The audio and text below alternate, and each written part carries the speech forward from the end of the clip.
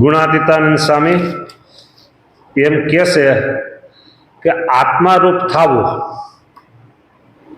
બરાબર, તેમાં ઉત્તમ ભોગને વિશે રાગ છે એ પણ વિઘ્ન છે. ઉત્તમ ભોગ અત્યારે હાલમાં ઉત્તમ ભોગ ક્યાં કહેવાય ખબર છે? અત્યારે હાલમાં ઉત્તમ ભોગ ત્રણ છે. એક તો કેરી, બીજું શ્રીખંડ અને ત્રીજું આઈસ્ક્રીમ. હાલમાં ઉત્તમ ભોગ ત્રણ છે. હા, એટલે સ્વામી કહે છે એમાંથી રાગ ટાળવો. ઉત્તમ ભોગને વિશે રાગ છે તે પણ વિઘ્ન કરનાર છે. આ વિઘ્ન કરનાર છે. હા, હવે તમે શ્રીખંડ તો ઘરે બનાવી ન શકો, એટલે એનો જે મઠો ને મળતો હોય ક્યાંક મંદિરોમાંથી, હાલો જાય 500 ગ્રામ 200 ગ્રામ કિલો લઈ આવી બનાવી શ્રીખંડ. કે શ્રીખંડ ક્યારે લઈ આવો? કેરી તો મળતી હોય બધે ને આઈસ્ક્રીમ મળતું હોય. હાલો, પણ આ ઉત્તમ ભોગમાંથી રાગ ટાળવાની વાત કરે છે. વૈરાગ્ય, ધર્મ, મહિમા સહિત ભક્તિ અને આત્મનિષ્ઠા એ સમજે છૂટકો છે. લ્યો, આ વૈરાગ, ધર્મ, આત્મનિષ્ઠા અને મહાત્મ્ય સહિત ભક્તિ આ સમજવું જ પડશે કે. અને મહારાજ કહે નાહી ધોઈને પૂજા કરવી, પણ મળ મૂત્ર ભૈરા પૂજા ન કરવી. આ વાત વચનામૃતમાં છે. વડતાલનું વચનામૃત. જો, એટલે મળમૂત્ર ભેરા એટલે દેહાભિમાન. હા, પણ આત્મારૂપ થઈ પૂજા પાઠ કરવા. હો, હા, કે શ્રીજી મહારાજે મહારાજ ચૈતન્યને મુક્ત કરી મૂર્તિમાં રાખ્યો છે. એક આ અને મહારાજ જ છે. બીજો ભાવ એ છે કે આ દેખાય છે સ્થૂળ દેહ એવું નથી, સંકલ્પ વિકલ્પ સૂક્ષ્મ દેહ એવું નથી, વાસનામય જે કારણ શરીર એવું નથી. એટલે ત્રણ શરીર, સ્થૂળ, સૂક્ષ્મ અને કારણ, આ જે ત્રણ શરીર એ હું નથી. હું તો કોણ છું? શુદ્ધ ચૈતન્ય બ્રહ્મ. આ મારું સ્વરૂપ છે. શુદ્ધ ચૈતન્ય બ્રહ્મ એ મારું સ્વરૂપ છે. શુદ્ધ.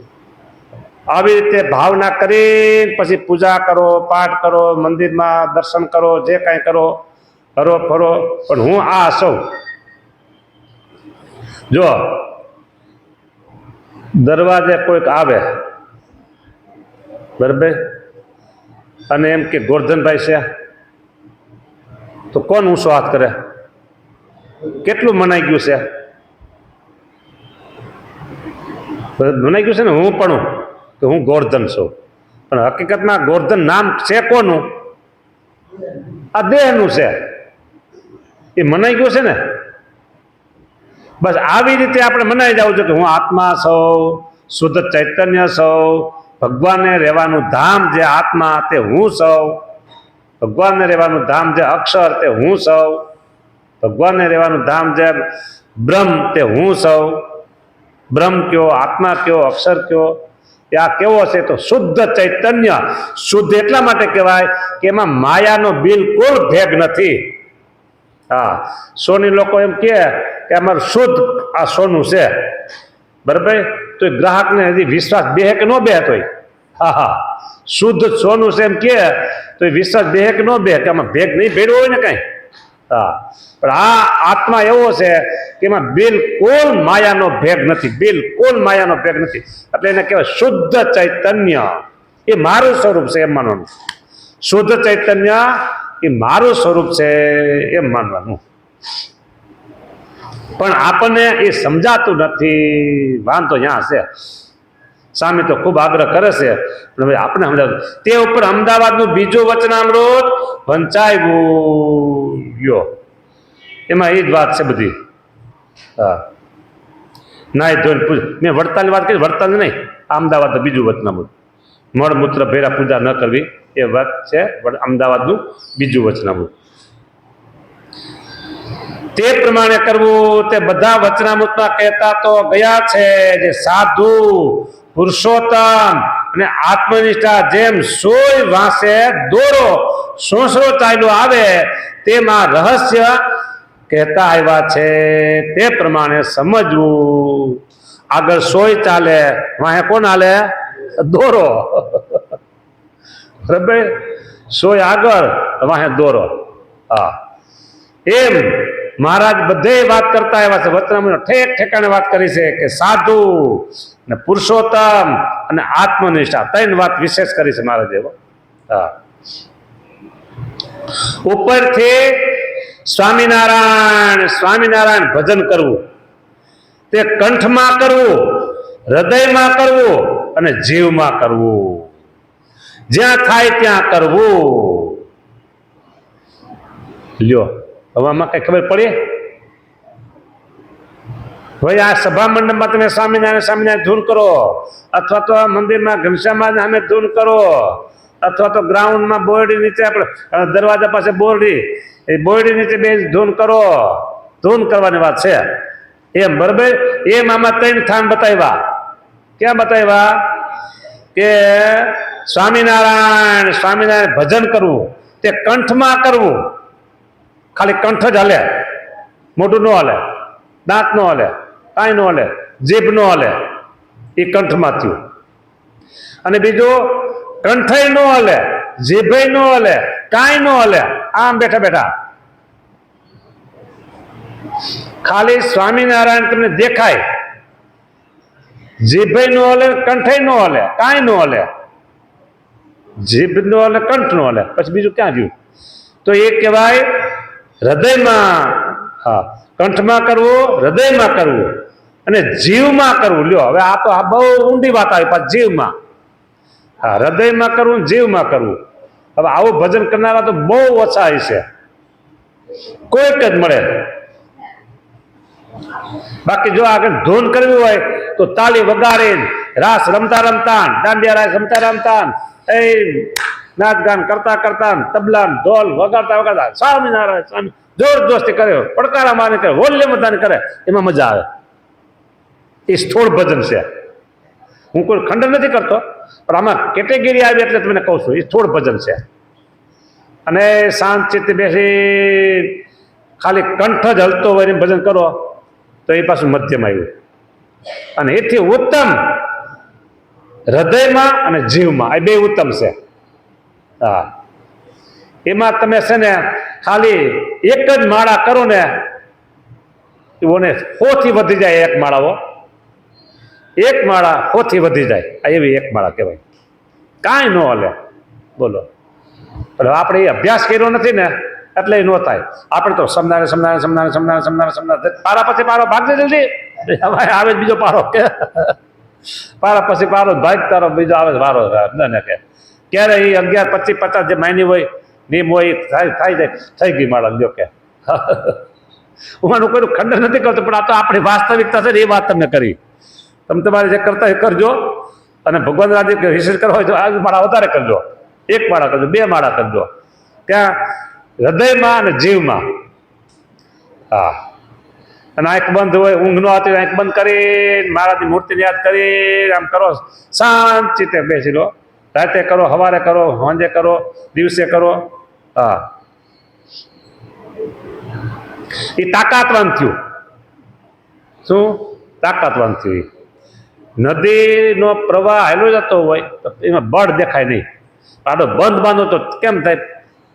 તોડી નાખે ઘણી ઘણી બંધ. બરાબર, નાનો હરખો હોય તો એ બંધ પાણીમાં તાકાત છે પણ દેખાતી નથી. એમ આ ભજનમાં દેખાય નહીં પણ તાકાત છે, દેખાય નહીં પણ તાકાત છે એમાં. જ્યાં થાય ત્યાં કરવું, તે જોતે જોતે ભગવાન સામું જોઈ રહેવું, તે દેખાશે. જેમ ચકમક પાડે ત્યારે માહે અગ્નિ છે તે ઓલા સૂત્રમાં આવે છે, એમ દ્રષ્ટાંત દીધું. ચકમક હોય ને આમ ટીક ટીક ટીક, એ બધી તીખારો જરે ને તે સૂતરમાં આવી જાય. હા, એમાં અગ્નિ છે તો આવ્યો ને, પણ દેખાતો નથી. આ એવું છે. હા, ઓહો હો હો હો હો, સ્વામી કિસ્સામાં લખ્યું છે, વાંચું છું. ઓહો હો હો, આ સાધુ સાથે સૌને હેત છે. આ સાધુ સાથે સૌને હેત છે. આમાં 2-3 અર્થ થાય. એક તો મારે એમ કેવું હોય, આમ મારા સામો હાથ કરીને તો એમ થાય કે ઓહો આ સાધુ સંત સૌને યત છે, પણ અહીંયા હકીકતમાં ગુણાતીતાની સામે પોતાની વાત કરી છે, એટલે એ વાત પછી મારે ન લઈ લેવાય. મેં એમ કહું કે ઓહો આ સાધુ સાથે તમને બધા સૌને યત છે કે સમજાને. હવે તમારે સમજવું તો સમજાય ખરું, હા, પણ અહીં વાત ગુણાતીતાનંદ સ્વામીની છે એ મારે તમને સ્પષ્ટ કરી દેવી જોઈએ, અને મારે માથે લેવાય નહીં, તમારે સમજવું તો સમજાય. તમારે એટલા માટે સમજાય કે જો તમને એ વાત સમજાય તો તમને હેત થાય તો અમારી વાત બધી મનાય. અમારી વાત કઈ મનાવવાની છે? ભગવાન હેત કરવાની વાત છે, ભગવાનનો જોડવાની વાત છે. હા, કઈ પૈસા કમાવાની વાત નથી કે અમારે રેત થાય તો હવે તમારે અમને છે ને થોડા પૈસા આપવા કે દાન ધર્મ તો એવું વાત નથી અહીંયા. હા, દાન ધર્મ વાત થઈ ગઈ છે, જ્યાં અપાતું ત્યાં અપાય. એટલે સ્વામી કે છે ઓહો આ સાધુ સાથે સૌને હેત છે ને આપણને એનો જોગ છે. બોલો, ત્યાં ખોટ નથી ટળતી, આવો જોગ છે, હેત છે, તોય ખોટ ટળતી નથી. ત્યારે પછી તો ખાવું, ખાટલો અને ખાડો, આમાં કઈ ખબર પડે? ખાવું, ખાટલો અને ખાડો એ ત્રણ વાત થશે. બોલો, એ કઈ ત્રણ વાત છે?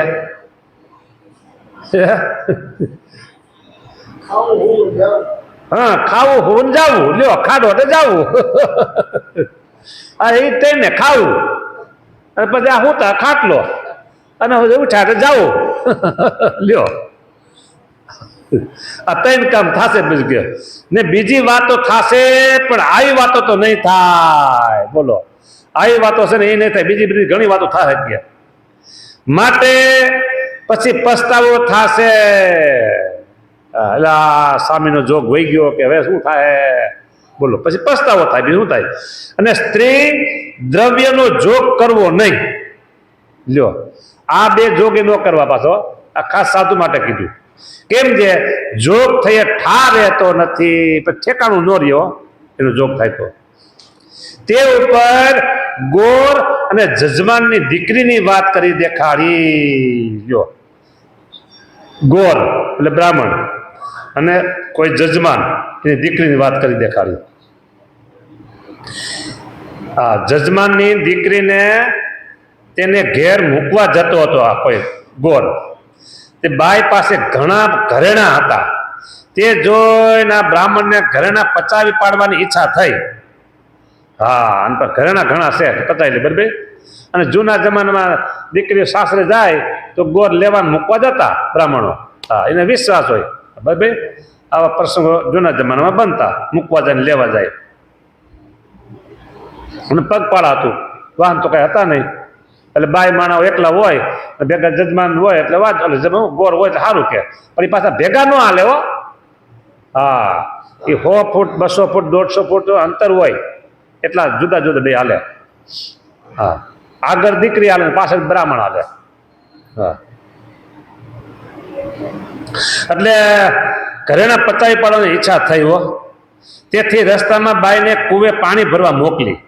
પછી તેને મારી નાખવા માટે બ્રાહ્મણે તેને ધક્કો માર્યો. પાણી ભરવા જાવ કે ધક્કો માર્યો. હા, બાઈ કુવામાં પડી, પરંતુ ઝાડનું મૂળ હાથમાં આવતા જીવતી રહી ગઈ. ઝાડનું મૂળ આવી ગયું ને, કારણ કે કુવાના કાંઠે ઝાડવા હોય. હા, જીવતી રહી ગઈ. એટલે બાઈને મારી નાખવા ગોર મોટો પથ્થર લેવા ગયો. જીવતી રહી ગઈ, મૂળિયો પકડાઈ ગયો. એટલે એમ થયું કે આ પથ્થર લઈને માથે નાખું. ત્યાં તેને નીચેથી સર્પ નીકળ્યો. પથ્થર લેવા ગયા તો નીચે સર્પ, એ લઈને સીધો બ્રાહ્મણને વળગ્યો કર્યો અને ગોર મૃત્યુ પામ્યો. પછી હરી ઈચ્છાથી એક અશ્વાર આવ્યો, તેણે બાઈને કૂવામાંથી બહાર કાઢી અને ઘેર પહોંચાડી. આમ દ્રવ્ય અને અનેક પ્રકારના પાપ આ દ્રવ્ય કરાવે છે. લ્યો, વિચાર કરો, ઓને કેટલો વિશ્વાસ છે કે મારી દીકરીને આ શાસ્ત્રી લાવે મૂક્યા છે બ્રાહ્મણ સારા એમ કરી, પણ આની દાનત બગડી. ઘરેના રાજા હતા ને એટલે દાનત બગડી હો. તો શું થયું? મોત થયું. કમોતે મર્યા. આવું થાય. એટલે સ્વામી કહે છે કે દ્રવ્ય અને સ્ત્રીનો જોગ જ કરવો નહીં, અને જોગ થયે ઠાર રહેતો ને તે ઉપર ગોર જજમાની દીકરીની વાત કરી દેખાડી ને ભટ્ટજીએ ઘોડી બેસવા આપી. એ બીજી વૃદ્ધબાઈએ કહ્યું છે જુવાનને ઘોડી આપે પણ વૃદ્ધને કોણ આપે? કરડીને કોણ દે? વળી ભેડું ચાલવાના હરામના હમ ખાધા. પછી મયારામ ભટ્ટે ભેગું ચાલવાના હરામના હમ ખાધાઓ એની વાત મોટી છે. એટલે હવે અહીંયા સમય થઈ ગયો છે, કથાને વિરામ આપીએ. સ્વામિનારાયણ ભગવાનની જય. શ્રીપતિ